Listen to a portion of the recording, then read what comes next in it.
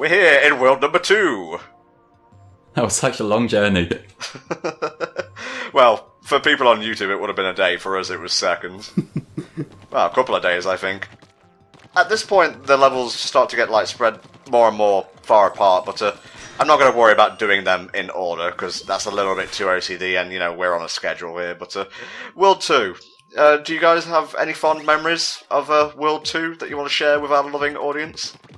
Well, the skate park in the hub world's actually admittedly quite cool. The one thing that I was, the biggest takeaway I had with the second world was the giant floating sponges. Okay. Without a doubt. Okay. Just seeing those things for the first time, I'm just like, what the hell is this? Oh, it inflates! Oh, this makes me happy. Yeah, see, I'm not really on, I find it hard to remember which levels were in which world, so it's more likely to be, I see him as you start playing and think, oh yeah, it's that one. They do kind of blend together, but it lends a certain uniformity to the whole level design. So the levels aren't really that exciting overall, but they're very fun. Absolutely. It does all kind of come together as this world, and that again, that's good for the thematics, because I love things that just all come together, right? It just seems really good, and it kind of helps you connect a little bit better with it. Just making sure that I'm not missing any sunken scrolls. I'm pretty sure one's hiding around here somewhere. I think this is one of the ones that first initially gave me problems, but after a few attempts I did eventually find it. That's a very slow-moving projectile. No wonder they're losing this war. It's even slower when you're watching it on Skype. Thank you, Flame, thank you. Talk about the fucking frame rate police. Okay, I don't think I'm missing anything so far. If I'm about to walk past it to a bit I can't get back from, just give me a shout. No. Okay. Will do. Save me from myself is what I'm trying to say. World 2 was a pretty decent world overall, not only just because of the sponges, but it also introduces a few other mechanics as well, like the propeller pads, and also, when we get to those, we'll also have our first Octoling invasion. Nice. And it just introduces all these weird platforming gimmicks as well, and it kind of introduces them all at once. Yeah, it's a much more platformer-heavy kind of game than it initially appears to be, because you're like, oh, it's just a third-person shooter with a little bit of inking here and there, and it kind of reminds me of a Portal 2's co-op campaign and such, mostly just for the different varieties of ink, but I'm probably alone in that regard. It's pretty much why I like what Nintendo did with the single player. It wasn't just a run and gun sort of thing. They actually tried to sort of add some elements of platforming in there, and also some elements of puzzle solving as well. Oh yeah, and yeah. They kind of bring them together into an experience that doesn't overstay as welcome. On top of that, the whole campaign you can probably do in a few hours. And put all that together, and you have a really solid single-player campaign for something that didn't really need it, really. No. Splatoon can sell itself on, the multiplayer stuff, but the fact it has a single-player campaign is really appreciated. Right, and the fact it also rewards you for doing the single-player stuff by giving you some extra weapons that you can unlock and things like that, it just makes it worth doing, but you don't feel like you're obligated to do it, just because it doesn't last that long, and they also make it fun. I mean, you do get, custom gear at the end of this, but it's eclipsed by stuff you can just get by, visiting the shops after a hearty online bout, so, again, you don't feel pressured to do the single-player campaign, but I would definitely recommend it. Yeah, definitely. I came into this not having any idea what to expect from single player. I kind of assumed it would be one of these things, just throw an hour's worth of game in just for the hell of it. But no, it's a really fun single player. So, 6 out of 10. Oof. Energy crisis. With a picture of what looks like a goddamn Mr. Potato Head as well in the newspaper headline. I was going to say, something out of Rocko's Modern Life, personally. Or one of the, what was it, Plankton from SpongeBob as well. So here's something else I need to ask at this point. Since we're getting to the point where we're going to have to sort of find all the levels. 4 and 5 were pretty tricky to actually find all of them. I'm not sure if you would agree with that, but when I got to the last 2 levels of World 5, it took me ages to figure out where the levels were. In fact, it took me longer to find them than it did to complete them. I did get lost in, I forget which one, but one of the later ones. It's little things like that why I've never been that big on hub worlds. Like, in this game, it works because it's a training area, but I do wish they were smaller in general. Yeah. I think it does add a little bit to it, but I do tend to agree that perhaps it went a little bit too far in some occasions. But I like the idea of sort of like making it a little bit of a hide-and-seek thing as well. But then again, I thought, at the same time, we kind of have that enough for scrolls, so do we really need it there as well? I'm not big on the hide-and-seek idea, but I do like how it's basically a practice ground more than anything. You get to tinker around with things. Like in this hub world, you got the little skate park thing, so you get used to using physics for going up and down and things like that, and it kind of lets you practice on your own terms before you jump into the levels where you got enemies attacking you and all that different things going on. There we go. You were nearly pushed into the abyss, but I think you can press a button to speed up, but I like to live on the edge. What can I say? Clutch plays. Okay, I think I'm coming up to the place where the sunken scroll is hidden. I do remember a few of these off the top of my head, but we might need to use a guide as we go on. Yeah, this is another little platformy aspect that I neglected to mention when I was naming off my example. The ink writers, or the printers, as I like to call them. Yes. Basically, all the ink that you get ends up getting overwritten by these little guys, but they also double as platforms. So you can use them to get around to, as we saw just there, to the scrolls. And occasionally you'll also get other matters where you need to use them to actually navigate around to progress through the level rather than just finding secrets. They are quite tricky, especially if you miss a jump and then that ink patch you were relying upon to catch your fall has suddenly just been overwritten slowly, no. Oh, I've been there, my friend. In a later world, not World 2. I mean, I'm not a scrub or anything. That seemed oddly defensive. Shut up, mate. Just saying on observation. That's why you're here, I guess, for the observations. Although when I'm thinking about the rewards you get from when you go through the story mode, the first boss you get the Kelp Splat Charger, which is a slightly altered sniper rifle. No thank you. The second one, let me see here. Sorry, I'm just trying to sort of Man, you're scrolling really fucking loud there. Sorry. No, you're so into it. I love it. Aggressive scrolling. Yeah, the first boss is the Custom Splattershot Junior. Sorry, I thought it was the Kelp Charger, but apparently I missed one. So yeah, you get the Splattershot Junior to begin with. Then you get the Kelp Charger. Very bad situation over here. Retreat. While I'm looking up things, I'm missing out on Tom struggling. Volk, you look away for 1 minute. I'm gonna break through.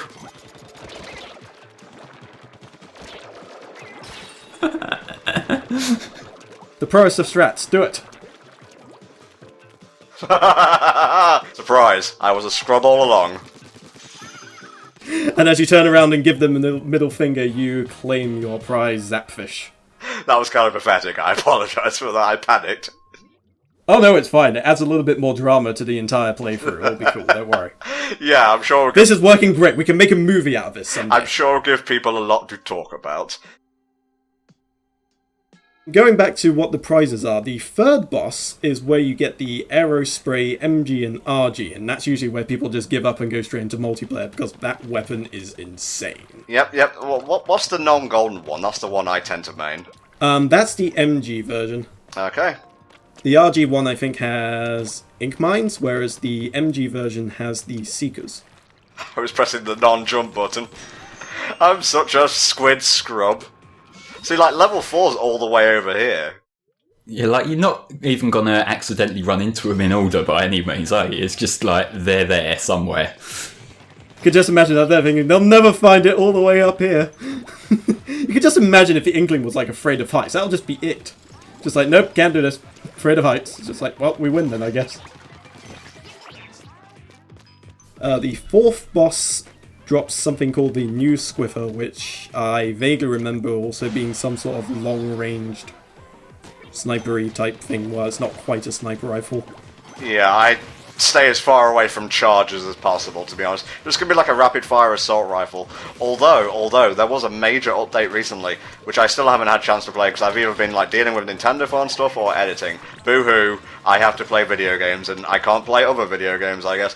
But there is a fucking minigun in this game.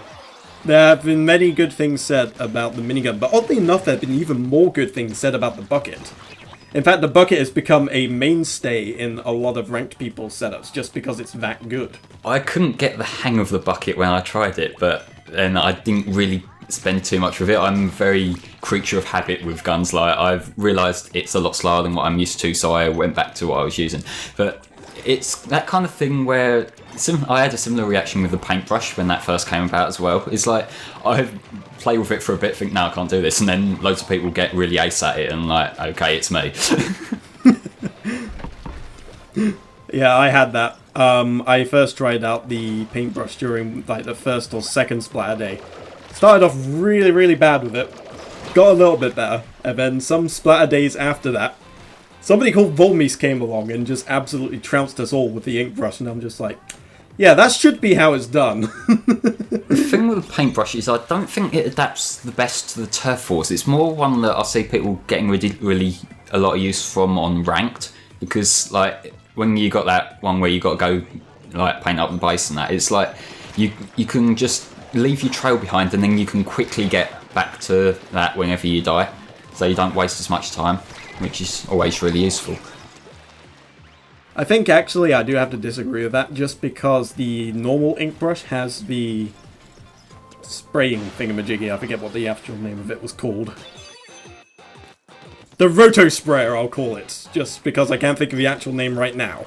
But that thing alone can give you a lot of points in turf war, especially if you put it somewhere where people don't normally frequent. Just put it on a nice high place, and that thing just inks up all the turf without really needing to do anything. I'm gonna find the sunken scroll, you can't hide it from me. I think they're doing a pretty good job so far. Shut up, Volk. I love this mechanic. It's fun just getting shot right up in the air. There we go. Gotcha. I mean, it's a collectible. I would feel really bad if I didn't get them all. Seeing as you are our resident collectathon expert. Of course.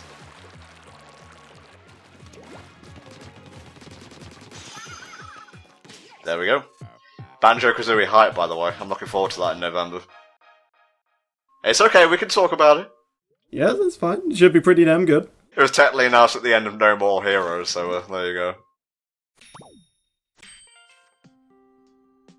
I love how for like every ancient civilization thing, they just tend to go with Egypt. Well, it's that kind of art style that they can use to make it look like proper ancient while doing clever stuff with it. I like Ancient Judd, personally. I like how also at the top left it says lion, as if it's trying to say something to us here.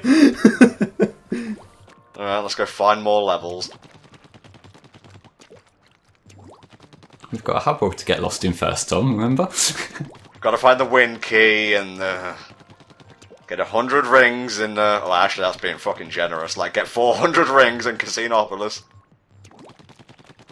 Okay, certain surfaces you cannot splat against, which I will probably have to find a different way to describe later on. It's a bit weird as well, because sometimes it's not easy to determine which ones you can ink and which ones you can't. You just sort of have to just shoot it, hope for the best. And here we go, our first Octoling invasion.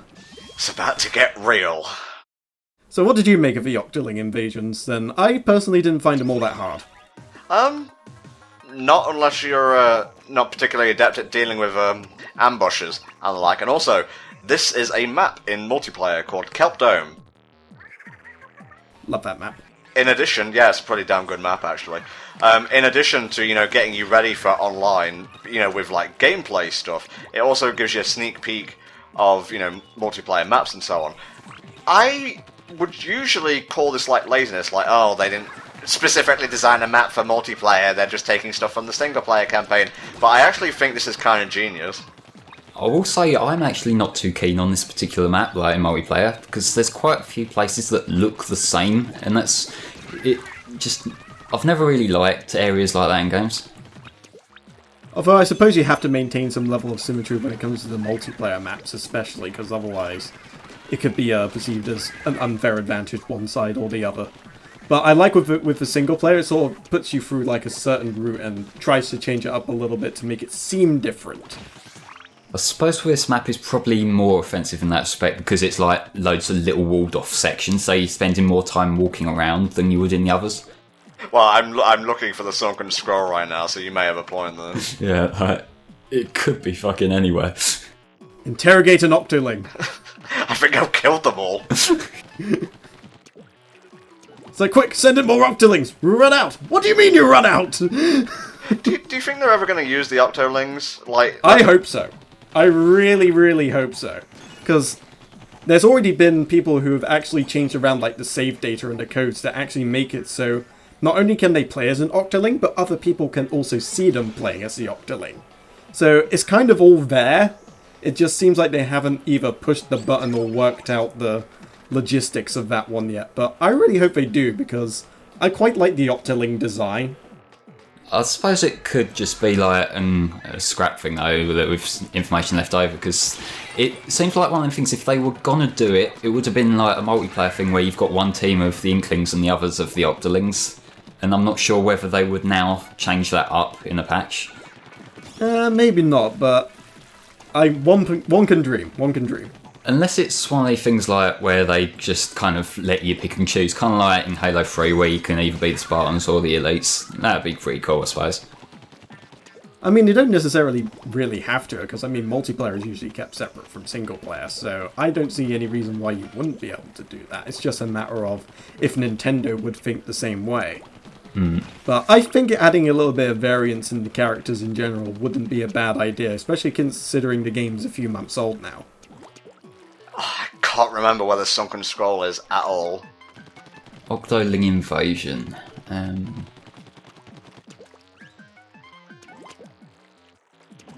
Towards the left of the map, you'll find a box containing armor. Continue down the path, and an Octoling will super jump to a location near you. Defeat the Octoling and go around the back to find the orange box. I didn't need either of you fuckers. You almost did. If I had finished that sentence, that would have been it. No. I heard the word left and that was enough. Never one to be defeated by simple directions.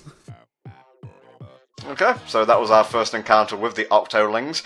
They could be pretty vicious if they gang up on you, so don't be as cavalier as me. Actually try playing the game with some skill. A lot of the maps as well, after you get to a certain point, the Octolings actually stop spawning. I think that's one of the only maps where they don't actually stop spawning at any point. They just keep going until you complete the map. Okay, that white Octo thing at the top looks like a blooper. I just love the Octo Angelo. It's the evil blooper. And the fig leaves as well. The fig leaves are a nice touch. Well, they would be Celt one, though. Probably, yeah. What's the actual name of this painting? Ooh, I'm not sure. Where's Richie when you need him? We need our fine art connoisseur here. Stat. Alright, 2 more levels to go. So, was there a particular campaign map that you liked more than others, or were they more or less all samey to you? They like I said earlier, they kind of all blend together, but, you know, I really enjoy Kelp Dome. This one's pretty decent as well. This is the tutorial level, isn't it? Uh-huh. Yeah. So I guess I have kind of a fondness for it, because as soon as you make your character, oh shit, you're thrown into this level, albeit not at sunset, you know, just to learn the controls. That's known as an ink strike in multiplayer, by the way, that massive burst of ink that comes down. Oh, Jesus. Basically, there is a giant octopus-looking thing with a propeller hat throwing ink strikes at us, and the objective of this particular mission type is that we have to get towards the end of the map, avoiding ink strikes, and then have a final encounter on top of a UFO sort of thing, and defeat the big guy himself. So it's kind of like a mini-boss sort of thing. It's kind of simple, honestly, so really the hardest part is just getting to the guy. Yeah, navigating through the ink strikes does give you sort of like that heightened sense of urgency and cautiousness, whereas with others you can sort of just breeze through them. You can't necessarily do that when you have ink strikes going in and around you. Again, I apologise if I do a little bit back and forth and, well, backtracking, really, but I'm just trying not to miss the sunken scrolls. The ink strikes in this level can do a pretty good, surprisingly good job at just completely catching you off guard. Like, if you, like, facing the wrong way and suddenly you see these swirls around you when it's too late, it can really get you. Like that, for example? Yeah, exactly like that. Okay, I think we're good. Or not. Apparently the game says no. It's like, you didn't think it was going to be that easy, did you? Right on top of a fucking checkpoint, seriously. Well, at least we got the checkpoint. It's one way to bait you into it, I suppose. It's like, look at this big juicy checkpoint. Boom. I don't think it's around here. There's a lot of these guys, though. I was going to say, I didn't think they'd attack their own men, but these are Octoling bastards we're dealing with here. Oh, no, sorry. Octolings are like the females. Octarians are the race name, I think. Yeah, that's right. Octolings are the, well, there may be male Octolings as well, we just haven't ever seen them yet. Yeah. Oh, I'm going to find you. Don't think I won't.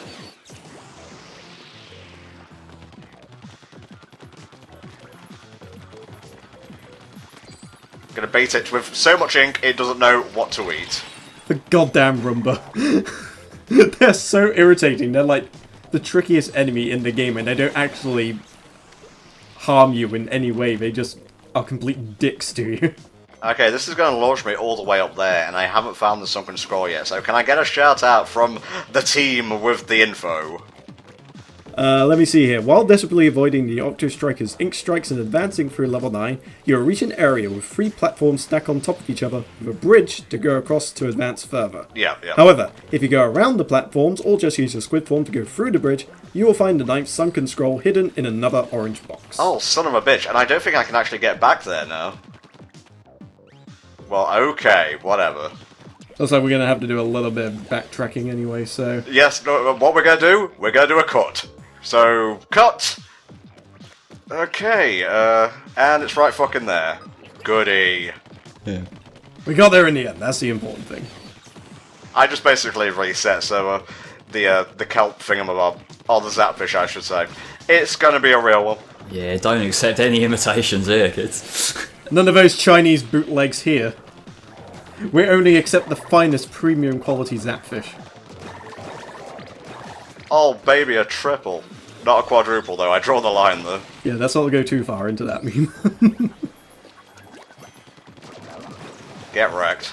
Pufferfish is real MVP.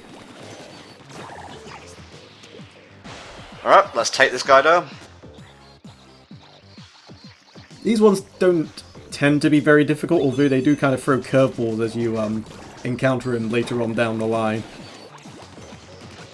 They throw all sorts of assorted nastiness at you. But I do have to admit the death animation is very pleasing. Honestly, this guy is super easy, and no matter like what level you're playing, it's really, you know, like I said, the hard part is just getting to the guy. It just kind of throws some platforming curveballs here and there, just to make it just a little bit tricky, just to make sure it's not samey. And sometimes, like, it's more their little buddies that are around shooting different shit at you from different directions that are the problem in them bosses, rather than the guy himself. Very nasty looking octopus right there. Nah, I'm sure it's nothing. That mugshot, though. Yeah, seriously. Okay, there's one left, so, time to play Where's Wally, I guess.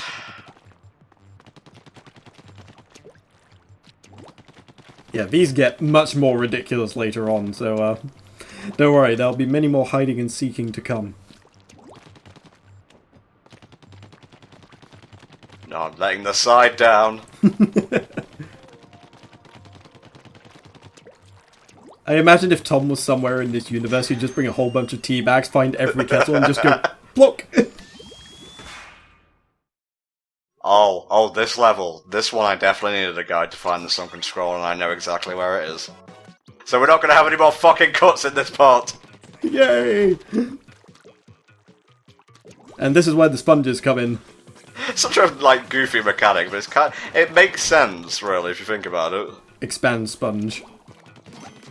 It's just when you get to the later ones where you got the guy shooting at you while you're on a sponge over a bottomless pit, that's when you've got to be like really careful. Because I think if enemy ink attacks your sponge, then the sponge will just deflate.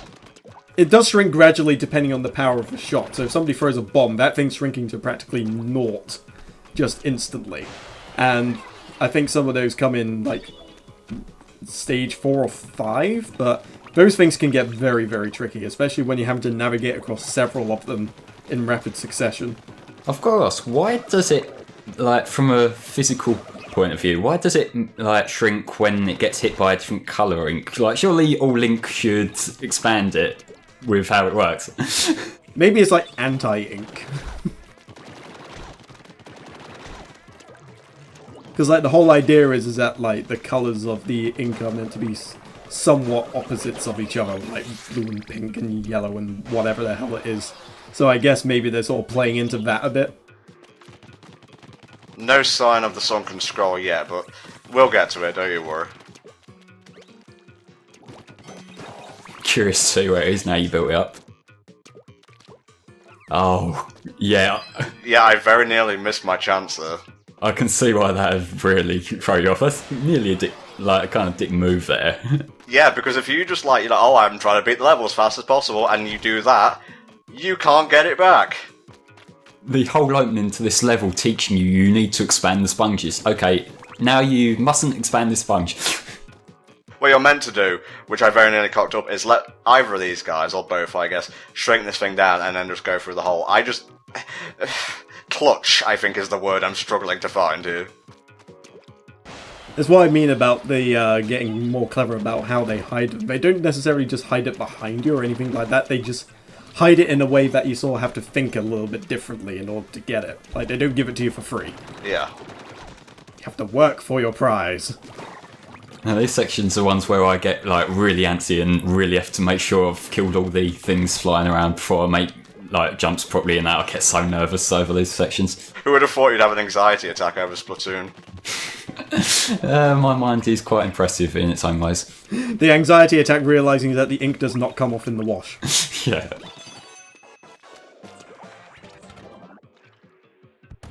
Okay, you get out. Fuck you, fuck you. Go away. Can we say excessive force? I don't know, under any other circumstances, I don't think like throwing paint around is excessive, really. But Stay still, you little prick. he's just sort of taunting you, isn't he? Is he just like slightly out of reach? I don't know, maybe I'm just a crap shot. I'm helping. There we go. Yeah, they're the ones that are most satisfying to kill. Just that one guy who just refuses to die, either because he's too stupid to know how, or he's just out of range. Alright, I think that's World 2 100%ed except for the boss. Good stuff. And now, if I may put on like my best 1920s monster movie impression, we now come across the Dragon Octomuzzle! Wow, I think you put one too many like noise removal filters on there. I'm old school like that. All I need is a pair of hands and I'm fine. Volk, he of many talents. I try. Yes, yes you do. I don't have many, but I like to try and shine them through. I like to shine the few I have through where I can. Okay, I'm going to amend your boss subtitle. Volkamar, he of sort of a few qualities, I guess. It's like the epic superhero comic intro. Join us in part 3, but Volkamar may hopefully be able to find another one. Alright, boss number 2. Alright, so the story with this guy is that he kind of works out like a Jenga tower type arrangement. He kind of starts off as this weird thing, and then as you get more hits on him... What the hell's with the shoes? Just the random shoes just added there for no reason at all, just completely ruined my train of thought. I'd like to picture him though, like just standing up, getting off that base thing and just walking along on them legs with all that weight on him.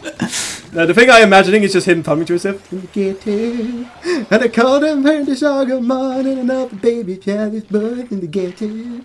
Oh, you're doing Cartman. Okay, I wondered who the fuck you were talking about there for a second. It's actually an Elvis Presley song, I believe. But everything can be traced back to Elvis, I guess. Otherwise, pretty simple boss. He's got a very obvious weak point. Really, the only thing you have to worry about is his massive, like, energy ink blasts. He's been charging for at least 3 episodes to get that one out. As you do more damage to him, he adds more towers. And it gives you more weak spots to hit, which you then have to go ahead and... Oh. That was cruel. That was very cruel. It's just that, little inch of ink you needed. Okay, take 2, I guess. Well, at least you don't lose your progress, so I suppose that's good. Well, you get the 3 lives, don't you? So, just 3 attempts at it. You're gonna have to get used to swimming in your own ink, by the way. It becomes invaluable for later bosses. Okay, let's do this right this time. That's the way we do it. Inklings, ho! But yeah, a lot of these bosses just look weird as all hell, with the exception maybe of the final boss, who is just, well, cool. Yeah, one of the best Nintendo final bosses in years, I'd say. Oh yeah, absolutely. Don't want to give anything away, though. No. Let's build up the suspense a bit. Wait, we're not telling them it's Flood? Back to wreak its horrible, wet revenge. No, water! My one weakness! Oh, gotta hit it 4 times now. It's changing up the formula. Oh god, this is throwing me off. They took their counting lessons from Monty Python and the Holy Grail. It gets really, like, tight, the timing on the final hit, so you've gotta, like, be on your toes to get that last blast in. Yeah, you only have like a second, if even that, on the final hit to sort of get it down. But... Yeah. Not much leeway is what we're trying to splurt out here. Yeah, Sunken Scroll. Don't need these, but I'm going to get them anyway. We've met quite a few. You might be able to get a few upgrades at this point. It would give us a good way to show off the upgrade screen as well. Yep. Okay, World 2 done. Oh, I've got to build up my woohoo a bit, so hold on. Woohoo! How are you going to top that? That's double what the last one was, I'll accept it. If I keep doubling it, then eventually just like the whole house is going to just go... Rah! Can I have a little warning when to take my headphones off, please? I will. Well, I'm holding the gamepad, so I won't have time to take off my headphones. It's just like as soon as you put the pause, take cover! Ah, there we go. Our good friend Amoni Schellendorf. So what was the first one again, and what's the second one? The first one was the Custom Splattershot Junior. The blueprints for that one is for the Kelp Splattershot. I gotta give, like, props to anyone who can use a charger successfully, and, you know, outside of levels like that tower thing, where, you know, where it's basically built for sniper rifles. I'm absolute shit at it, so, Yeah, I tried during one of the splatter days, and I just couldn't get the hang of it at all. Yeah, okay. On to the last, like, world we'll be covering this week, World 3, so here we go.